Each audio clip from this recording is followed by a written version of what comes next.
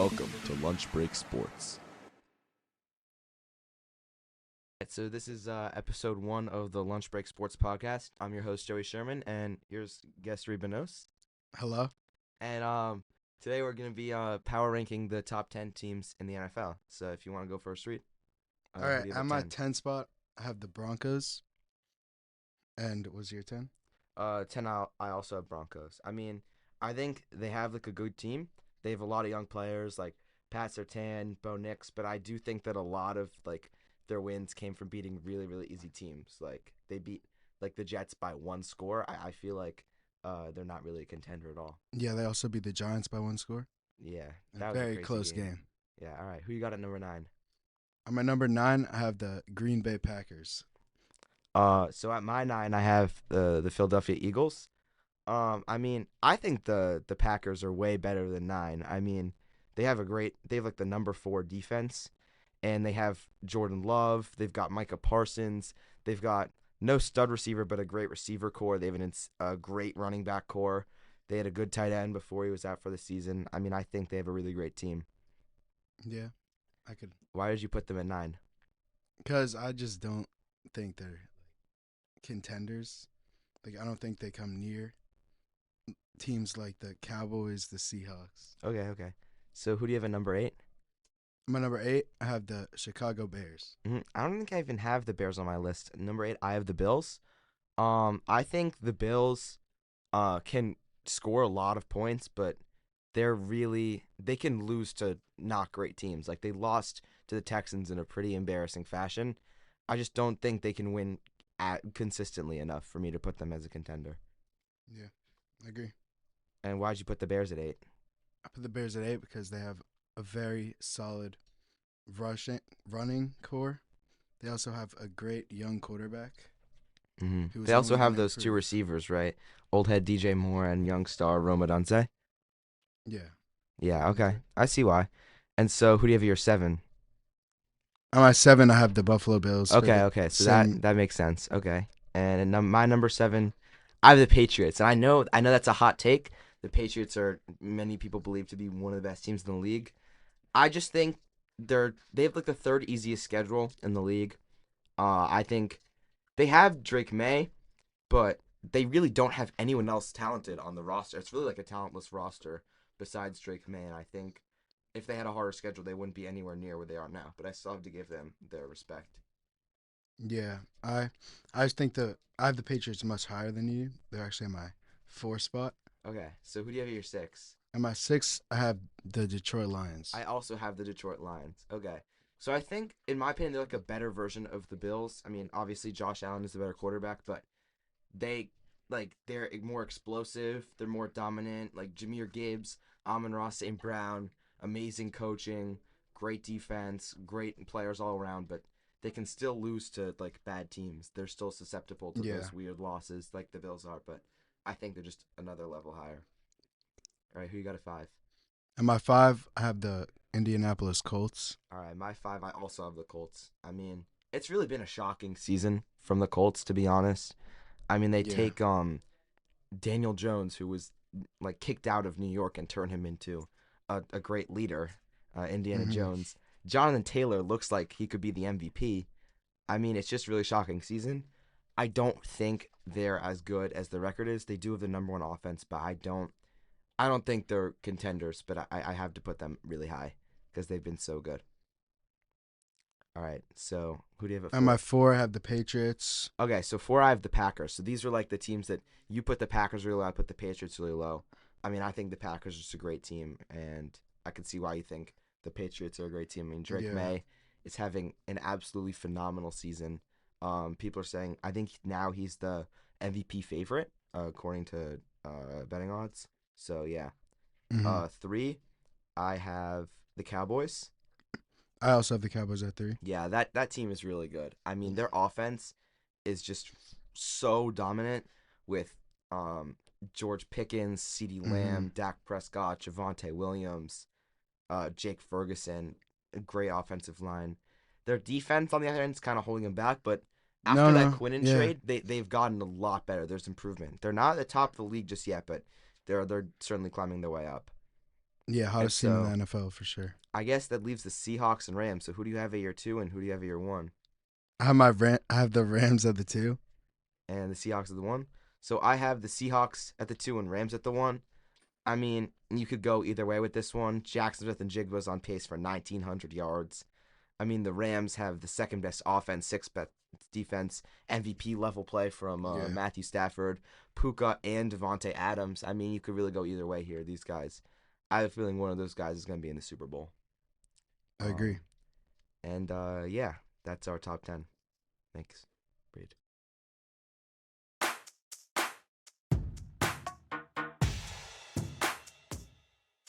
It's time for your favorite segment, Which is Worse?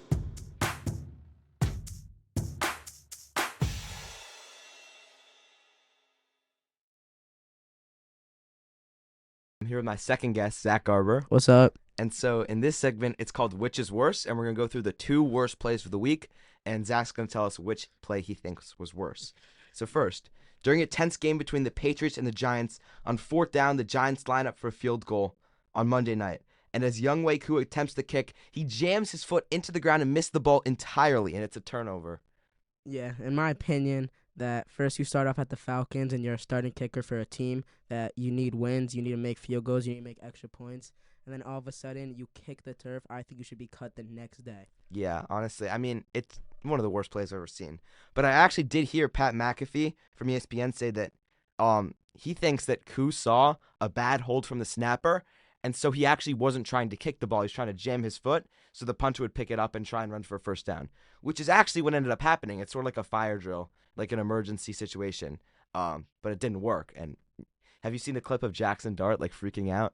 Yeah, I It's saw that. pretty funny. Yeah. As a rookie quarterback who's taking over the Giants right now, that starting quarterback for Jackson Dart, who's taking over the Giants right now, he should show a lot of frustration. And also, if you're that kicker, it was not the snapper's fault at all. You need to be able to kick the ball even if you miss it. Just get your foot on the ball, not on the turf. I don't actually agree with that, though, because if he kicks that, it's just going to be a terrible kick. I just think it was just a bad play in general by everyone. It was a bad snap, bad hold, not even a kick. So let's go into the second play. This other play, it's 4th and 1 at the 4-yard line. Okay, rookie QB Max Brosmer's in the game for the Vikings. Down by only 3, this is the golden opportunity to take the lead or tie the game. Instead of kicking the field goal from the 4, the Vikings decide to go for it. But Brosmer steps back and is immediately pressured. He decides to toss the ball underhand, and it's intercepted by the defense and returned for a touchdown. It was one of the worst plays I've ever seen. What do you think about that, Zach? Yeah, in my opinion, if you're getting called up for your first start of the NFL, and that game was horrible if you watched it, that nobody could score a touchdown, stars, and the coach's decision to go for it. Yeah, I mean, I think they should have just taken the field goal there, honestly. It's kind of a tough spot for the quarterback. But, Zach, I remember you making a play similar to this one during our football game. You asked for one play as quarterback, and then under pressure you chucked the ball underhand, and it landed on the roof.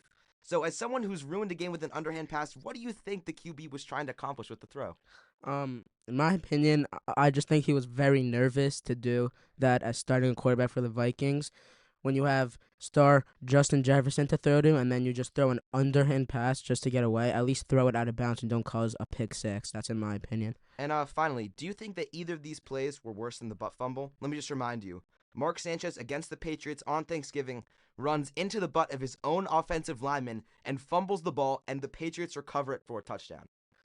I mean, starting as a quarterback for the Jets, I think that you should have a lot more awareness with where you're going with the football, and even getting drafted to the NFL, even if it's a horrible team like the Jets. I just don't think that you fumble on someone's butt. Out of That's these 2 plays stupid. from last week, I think the pick six has got to be worse. From inside the 5-yard line, throwing a pick six underhand when you have a stacked receiver core. But I don't think they're as bad as the butt fumble. That's genuinely the worst play ever. This week's award ceremony.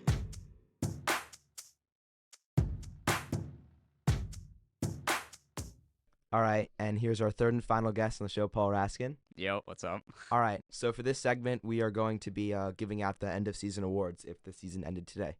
And so, first, who did you have for MVP? I would have to go Drake May here with the Patriots because he leads the NFL in passing yards, right, with 3,400. He's fourth in touchdowns with 23, and his QB rating 72.8. He's been very consistent, and he's almost entirely responsible for the turnaround in the Patriots. They were 3-2 last season, and now they're 11-2 through 13 weeks. Some people still think he's fraudulent because the teams they beat weren't very good, but they played the Cleveland defense. I think they're kind of fraudulent. So I have Stafford as my MVP. He leads the NFL in passing touchdowns, 66% completion rate. I mean, honestly, I don't really think that there's a deserving MVP this season. Like, I feel like past MVPs like the Josh Allen year, the Lamar Jackson year, those Patrick Mahomes years, I feel like all of those guys would win if they were at those state in this year. Yeah, no one's been very explosive on the quarterback side this year, but I mean, Jonathan Taylor's been pretty good, but I mean, they're not going to give it to a running back. I think it's got to be a quarterback. That's right. It's always a quarterback. So who do you have for Offensive Player of the Year? Offensive player, I would have to go with Jonathan Taylor, the Colts, because he's had an incredibly explosive season. He has put over 1,000+ rushing yards, and he's really killing it. But I mean, the other candidate, JSN, I mean, he's on an incredible run with Darnold. I mean, he's on pace for 1,900 yards, 1,300 yards, 2/3 of the way through the season. But it's got to be Jonathan Taylor if he doesn't win MVP, which could happen, but it's probably not. But not gonna happen. But if Taylor wins MVP, then JSN should win Offensive Player of the Year. Yeah, I agree with that. But he's been slowing down a little bit recently. All right, Defensive Player of the Year. I think this one is fairly obvious. It's Myles Garrett. Always Myles Garrett. This guy is on pace for 27 sacks. That would shatter the record. That's insane. 100%. Yeah, he's mostly been responsible for the efficiency of the Cleveland Brown defense, number 1 defense in the league. And also in one game, like I talked about, the Patriots, he had 6 sacks. That is crazy. That's absolutely insane. So for comeback player of the year, I'm gonna take someone who was kind of a long shot to win it. Actually, I'm gonna go with Daniel Jones. I agree with that. It's crazy enough to say. Dak did have a great come up from his injury. He had a bad injury, came back, he's looking really great. But Daniel Jones, he was abandoned. They gave him away. That's right. They let him walk. They cut him. They cut him, and now he's leading. He's leading one of the best offenses in the league. I think it just goes to show, he's a great quarterback, and all you needed to give him was, the resources, and you get success. I mean, look at the Colts.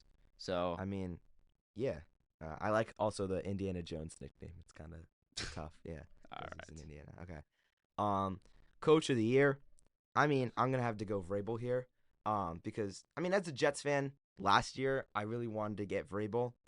I don't know why we didn't get him because we ended up doing the Jets suck.